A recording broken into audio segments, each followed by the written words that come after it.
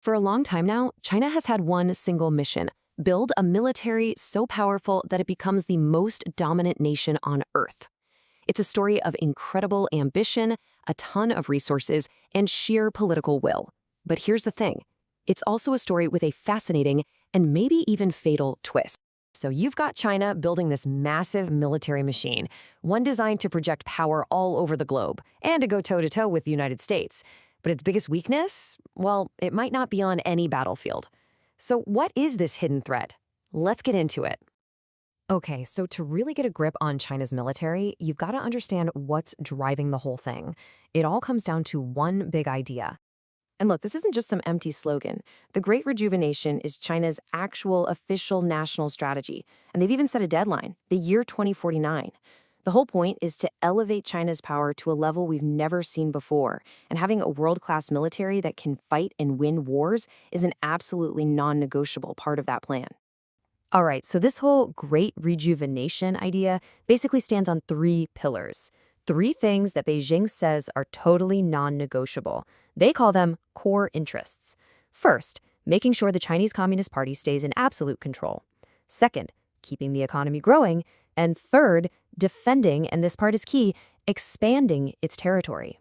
And this is where it stops being an abstract idea and gets, well, very real. Beijing has come right out and said these core interests now officially include taking control of Taiwan, they call it a natural requirement for rejuvenation, plus huge contested chunks of the South China Sea and disputed borders with both Japan and India. So you've got these huge ambitions. How do you actually make them happen?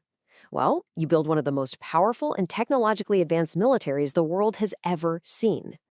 First off, the money. It's just staggering. The defense budget that China announces to the public has almost doubled since 2013. But here's the kicker. Most experts think the real number is way, way higher, maybe more than 60% higher, once you add in all the hidden spending on things like research and paramilitary forces. And all that cash is funding a completely new way of thinking about war. The People's Liberation Army, or PLA, calls it multi-domain precision warfare.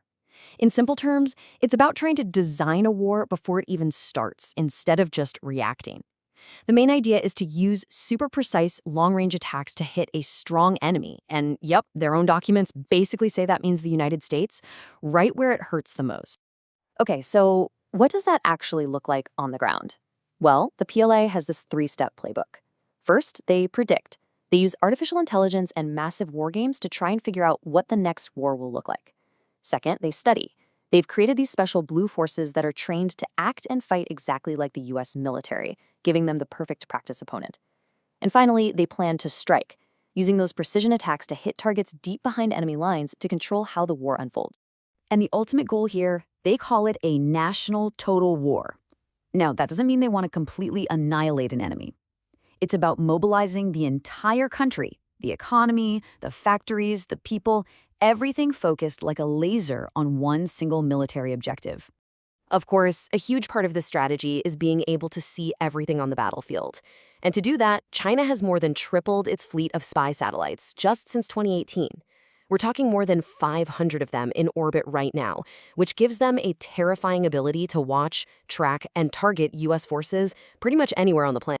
So, with this incredibly powerful new military, Beijing isn't just sitting back and defending its borders. No, it's projecting that power all over the world, and it's changing the game everywhere it goes. And you can see this playing out right here, in the South China Sea. This is a perfect example. China uses its giant Coast Guard and the so-called maritime militia, which are basically fishing boats, but they're on the government's payroll, to bully its neighbors. They use incredibly aggressive tactics like ramming other ships, blasting them with water cannons, and even boarding vessels from countries like the Philippines and Vietnam. And this isn't just happening in their backyard. Their reach is truly global now. Take a look at Africa, where they've got their first overseas military base in Djibouti. Or Latin America, where they're building the largest foreign space network. In Oceania, they're now a top aid donor to the Pacific Islands. And in Cambodia, they just opened a new facility at a really strategic naval base. This is a worldwide operation. Now, what about their biggest partner, Russia? It's complicated. They call it a no-limits partnership. But it's not a real formal alliance where they have to defend each other. They do joint military exercises. Russia sells China some of its best military tech, and China sells Russia components that help its war effort. But underneath it all, there's a lot of distrust. And Beijing has been very careful not to send any actual weapons for the war in Ukraine. Okay, so we've painted this picture of a massive, high-tech, globe-spanning military, right? But this is where the story takes a really sharp turn, and we start to see a deep internal crack. For all the fancy jets and missiles and satellites, a military is made of people. And that begs a really critical question. How loyal are those people, really? And this, right here, is the hidden threat we mentioned at the very beginning. Since 2023, an absolutely massive anti-corruption purge has ripped through the top ranks of the PLA. We're talking dozens of the most senior military leaders, generals, admirals, who have been detained, have simply vanished, or been publicly fired. And I want to be clear, we're not talking about some low-level officials here. The list of people who've been purged is just astounding. It includes the Minister of National Defense, a vice chairman of the entire Central Military Commission, the PLA's top political boss, and the political leaders of the Army, the Navy, and the supercritical rocket force. Even the commander of the National Police Force got the boot. Let this number sink in for a second. Since late 2022, nearly 20%, almost 1/5 of all the military officers on the party's most powerful committee have been removed or put under investigation. This isn't just a minor shakeup. It's an earthquake rattling the very top of China's military leadership. And this is absolutely crucial. This isn't just about political infighting. This has very real consequences for their actual military power. This quote here is from one of the highest-ranking military officials in all of China, and he's publicly calling out low-quality equipment and false reports being sent up the chain of command. That is a shocking admission. So what does this corruption actually lead to? Well, we're hearing reports of some pretty serious problems. Things like missile silos with lids that don't work properly. It creates massive uncertainty down the ranks about who's in charge and what the priorities are. And it makes you wonder about the loyalty of new soldiers when they see their top generals getting taken away. Now, to be fair, Beijing's official line is that this whole campaign will ultimately make the military stronger by getting rid of corruption and disloyalty.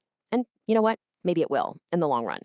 But right now, today, it's exposing a massive weakness, a system so filled with corruption that you have to question how reliable it would be in a real crisis. And that leaves us with the central puzzle, the big paradox of China's military. It is, without a doubt, building one of the most powerful fighting forces in history. But the ultimate question is, can this dragon's ambition overcome the fundamental flaw that seems to be eating away at it from the inside? That's what we'll have to wait and see.